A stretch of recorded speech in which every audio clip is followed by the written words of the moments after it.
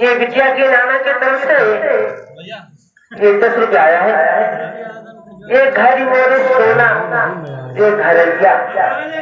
ओ बाबा आओ आओ।